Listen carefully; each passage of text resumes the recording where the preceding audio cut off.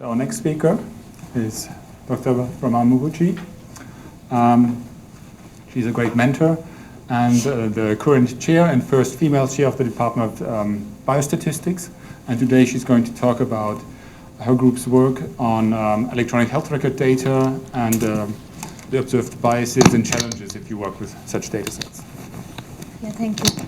Thank you very much, Lars. So I'm going to talk a little bit about our group's work, and thank you very much for putting this together. I think it's incredible to hear about everybody's work and using this resource. So I am going to talk a little bit about methodological research because there is a large number of quantitative data scientists on campus who also want to accelerate their methodologic research using Michigan Genomics Initiative, and I'm going to share some of the methodology that we have done and also dissemination of the work. So this is my group. This was last Friday, so there is not much green outside, so we went to the botanical gardens. And so the work that I'm presenting is actually a byproduct of all the hard work of the people in the group. In particular, there are 3 individuals who work very extensively with the Michigan Genomics Initiative data. Lars, Lauren, and Max, they're all here. So, and their work is very much supported by the University of Michigan Precision Health Initiative. So thank you for that. So the 2 major lines of research that I want to talk about today, and I realize that in 20 minutes you can probably just make one point, so I'm just going to briefly touch upon the first one as sort of like a one point, and then go to this next one. So I want to talk about the polygenic risk scores. They have been mentioned since morning in terms of construction of them as well as dissemination and use of them and translating back to the patient. This is obviously a very growing area of research in genetics, and I want to comment some of our group's effort in that direction.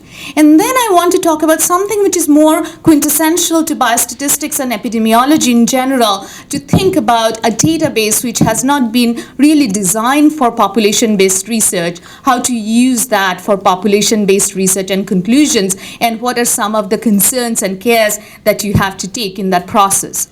So, as I mentioned, that we have been doing some work on polygenic risk scores, particularly with respect to cancer, because as a Cancer Control and Population Sciences Associate Director, I think these are very critical in terms of precision prevention. And you saw some examples of that in Liz's talk, in Kristen's talk, for other diseases, but the same is true for cancer.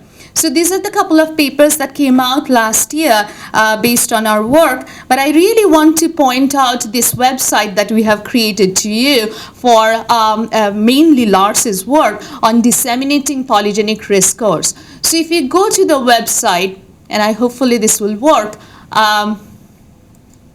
so this is a website which actually has MGI and UK Biobank and 46 different cancer traits where different choices, so you can select the cohort. Suppose you want to select colon cancer, and then if you choose MGI, or you can choose UK Biobank, and then you actually can create this table which has optimized PRSs, which could be genome-wide, and so we experimented with various different construction methods and chose bits based in terms of a metric, what is the optimal PRS, and also evaluated some of the metrics of prediction associated with it.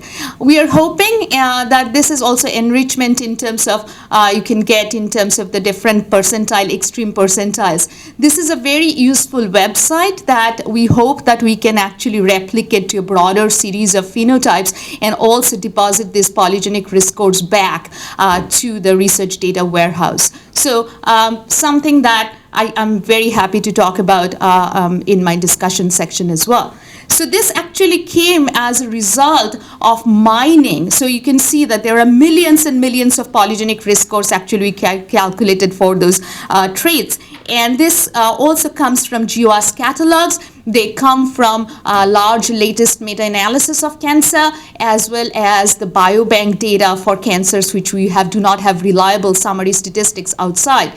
So essentially, you choose the gene list and you choose the weights, and those sources come from outside study. And the additional tool that we have for this website is not just association with that primary trait, but also association across the phenome with all possible secondary traits. So, and you can download the phenome-wide summary statistics from that website as well. So it's basically downloading the weights, the gene list, as well as in the entire construct for polygenic risk scores. So these, but I really want to talk about this new type of work, which I think that statisticians and epidemiologists can contribute enormously in terms of not just genetic analysis, any kind of association analysis using biobank data. Because we are very used to case control studies and cohort studies and how to do inference there, but how to thoughtfully model the sample selection process and the misclassification and the phenotyping error in biobank data. So these are three of some references where we sort of built the architecture, and this is mainly work driven by my postdoctoral fellow Lauren Beasley sitting there, starting with a review, and this paper is actually a very comprehensive review of all existing biobanks in the almost in the world, and then the research coming out of it. This is coming out in Statistics in Medicine, but a preprint is available.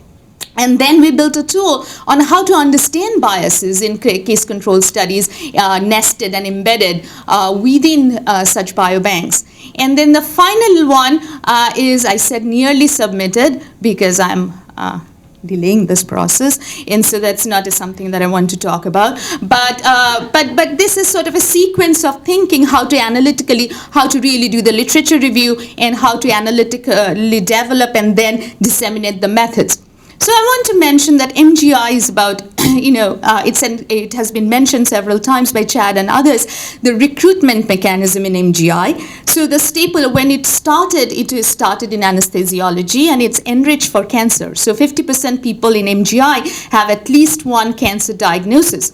It was not targeted towards cancer, but it turned out that cancer patients have more surgery than the general population. And if they do, they tend to come to the comprehensive cancer center as opposed to going to a local clinic or tertiary clinic. So that leads to this enrichment. So I think that we have to understand, when we are trying to generalize the results for such databases, the very basic EPID or STAT 101 question: who is in my study and what is the target population of inference? And that's relevant for studying association parameters and log odds ratios that we are presenting.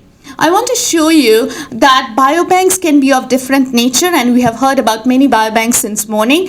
And so this is a comparison of different groups of diseases. And so on the x-axis are the different diseases: circulatory, neoplasms, digestive, and so on. And so this is the ratio of prevalences in UK Biobank and MGI. So if the prevalence was sort of same, then this line will be right at 1. But you see, just because it's a hospital, you see enrichment of different cases. And that's why in some cases, MGI analysis actually could be more powerful than UK Biobank, though UK Biobank has a large number of individuals. It's a more population-based cohort. So we need to think about sampling, and we also need to think about things that we are missing. As Chad mentioned, we do not know what is happening. You come one time for surgery, what is happening in between? We only record encounters with the Michigan Medicine Health System, and if we do not have a measurement, we assume that there is nothing going on, or the individual is actually healthy, and that's not correct. We do not know things here, we do not know things here. So that leads to a misclassified phenotype, probably an underreported phenotype. Cancer is actually a good outcome where you can verify the diagnosis through treatment and several registry-based information. But when we're doing things across the phenome, we need to think about how accurate the phenotype is. And I want to say that these biases matter. So we did a toy example where we looked at the genetic odds, we look at the gender odds ratio corresponding to getting a cancer. So men are more likely to get cancer and women are less likely. So this is somewhere close to the truth. But then we introduced artificially selection of a cohort which is based on gender itself and also based on cancer, as well as introduce some misclassification. So from a protective association, you actually can go to a positive association. So this is not just true that misclassification will attenuate your odds ratio or effect size towards the null when you have selection bias in play as well. So this is the point when people argue that we have mismeasured phenotype, and so my results are not optimal, not really like, if I got signal with this one, then I'll get a signal with the other one. That's not true when you have a selection bias, which could also depend on the covariate. And that's something that we have seen this throughout our examples, and we have to be very careful about spurious associations. So I want to just show you a toy example that biases really matter. Forever and ever, you have been to a statistician and they have only talked to you about larger sample sizes so that they can have more precision. But I want to argue that just like the curse of dimensionality or the curse of large P, there is a curse of large N. Bias really matters more for big data because in our classical sampling, we were sort of focused on really thinking about capturing the true parameters, say this is 0.4, and we complained about confidence intervals which were wide, but did not really worry about bias as much. And now, with these type of samples, which I'm going to call non-probabilistic sample, because I do not know why an individual is in my sample, I have very precise confidence interval because the sample size is large, but these biases due to selection are not going to go away with sample size. So I am actually going to miss my true population parameter because my precision is almost hurting me in the sense that it's not giving me enough protection to cover the bias. So the bias is staying constant and the sample size is going to 0, and that's making it, and the variance is going down, and that is making me very precisely wrong. And I do not think that we want to be precisely wrong. So how to really combine inferences of a well-characterized study and population-based findings with the big data we have been thinking a lot about. So what I want to really say that we did some work where we really thought about the measurement error and selection bias together.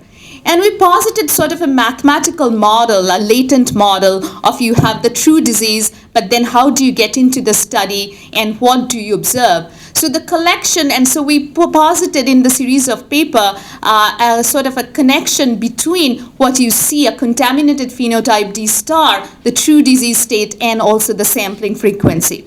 And I'm going to skip this formula, just say that there are some beautiful mathematics which can actually sort this issue out in terms of how the sampling fraction as well as the sensitivity or specificity can alter odds ratios and how can you retrieve them back. This is one of the beautiful things about case control studies and sampling that falls into places. And we also created this tool, which is selection and misclassification bias in analysis with association studied in EHR, that you can use so that you can just skip the formulas, but at least still play with the bias in terms of sampling enrichment and differential measurement error. So this is something that I really want to talk about when we do analysis in Michigan Genomics Initiative, not so much for genetics, but other covariates as well, that I have patient-level data for Michigan Genomics Initiative, but then there is a process. Some people are approached for consent, and some people actually consent, and then we want to extend it to probably Michigan medicine and Michigan or US population. What is the process of that generalization?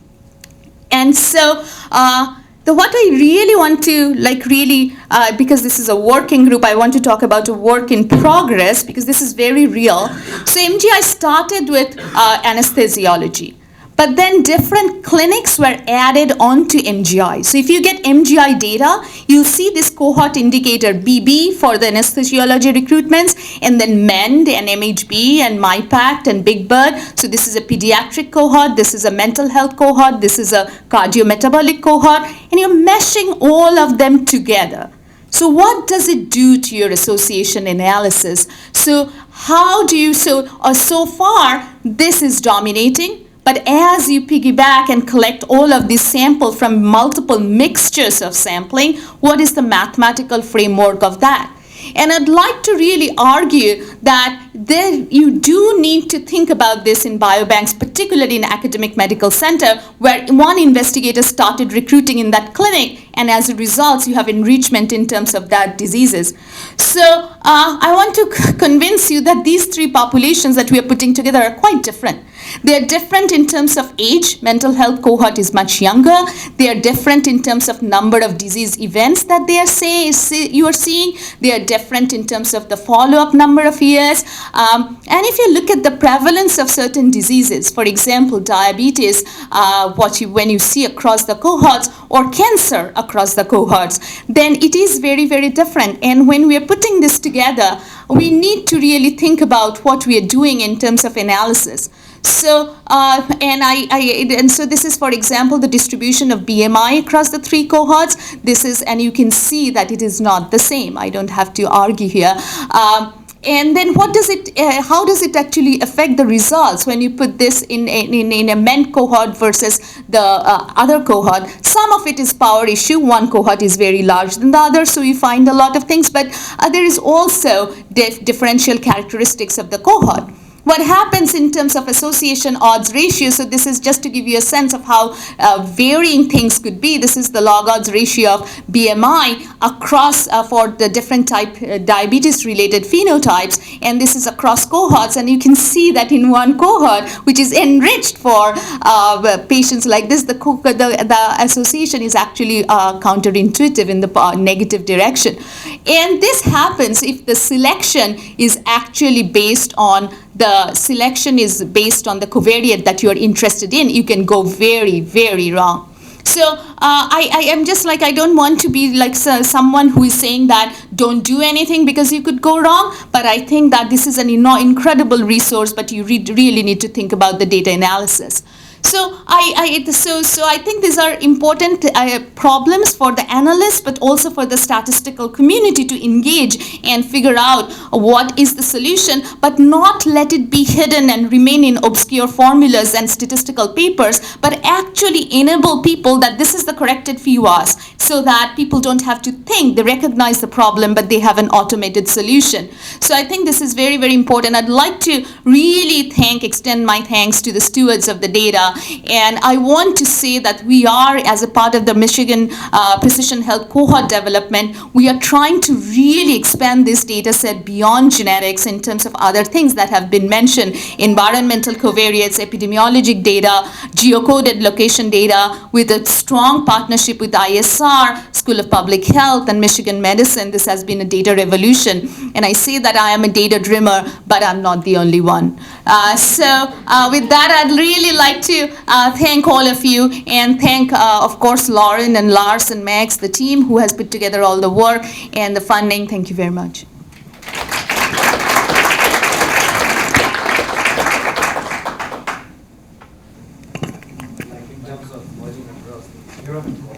Yeah. So I did not show you this. So what we have been trying to do is actually, so the simplest thing to do will be just putting a cohort indicator, right? So putting a cohort indicator as a covariate. So we have situation that a simpler approach to adjust for the cohort indicator will not work, because this is a very complex mechanism. So the modeling framework that we adopted in terms of the mathematics is that, suppose I'm studying a particular disease D1, and then the enrichment has happened in other cohorts in terms of D2 and D3. So how can you actually posit that joint distribution and integrate out to really create a particular correction offset term, which may depend on other things, not just a constant offset term per cohort, which could depend on other covariates. Particularly, the situations get tricky if the covariate that you are interested in is related to all of these, right? So if there is a common factor. So this is a very interesting problem, but I'm sure that there will make some progress. So definitely, as you see, that you do see heterogeneity across the cohorts, but what is happening right now is really putting all of them together and using a cohort indicator, which is not capturing even a random effects meta-analysis. It's not going to cover, use all of this. So. Another thing which I want to say, if you see this is BMI, and BMI you see a lot of heterogeneity, but if you actually look polygenic risk score for BMI, it's not as counterintuitive. So there is something, again, for Mendelian randomization, those type of analysis, that is measurement error, and so that's something that we need to think about. Another thing is that if the effect sizes are subtle and small, right? So this is a single SNP, as opposed to like BMI and polygenic risk score, and you can see what the associations are changing. So there are lots of ways. So how to use genetic data in order to actually correct for measurement error is also another interesting thing to look at. Mm-hmm. It doesn't look here like your lasso versus threshold that you made amazing, about 20% difference. Is that on average what you're seeing? So it really depends on the genetic architecture of the trait. That's the answer. So I think that we actually went through 10 different choices, right? Different thresholds of p-values, as well as adaptive choice, just GWAS hits, and picked one based on the R-square, the pseudo R-square, the Naglic-Arke R-square, but you can choose other metrics to sort things. And I think that that's something is quite important as well to think about. Yeah. And I think that another thing which is nice about this website, and you cannot see the odds ratio, it actually provides you the odds ratio enrichment of the top 1% versus the rest. And so if that is your criteria, enrichment in the tails is your criteria, then you might want to choose not just in terms of overall prediction or calibration. I mean, if I can make a recommendation, I think we're seeing a lot of interaction with age and gender. Yeah. So I can't imagine that won't need to be sort of incorporated. Yes. To be used more generally. And you can download all the summary statistics from the GWAS in here as well, because, since we have done the work of curation, then people do not need to duplicate the work. And this link actually shows all the FIWAS summary statistics and the FIWAS plots as well. So along with the polygenic risk score, so you can see what else is associated with the polygenic risk score, if anything.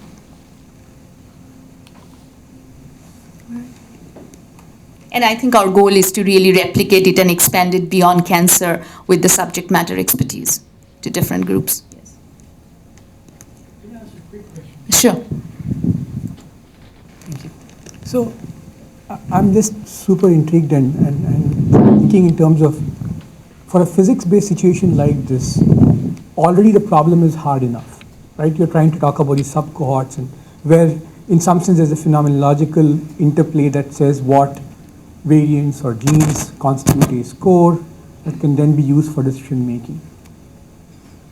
I just would wonder if doing something similar for all these AI algorithms, the people are now beginning to develop like a cottage industry within the EHR, would be a useful thing to do in this context as well, to be able to talk about, people talk about biases in the EHR all the time.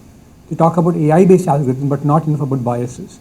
So I think it would be very useful to sort of brainstorm a possibility where one can talk about bias within AI-based scoring systems, and perhaps ways to ameliorate that bias in ways that may not be necessarily linear. So I'm just saying I would love to talk to you about this a little bit more, about going the AI route as well. One thing is very interesting is that, the biases happen when the covariate that you're interested in is related to your selection mechanism, right? So this is sort of obvious.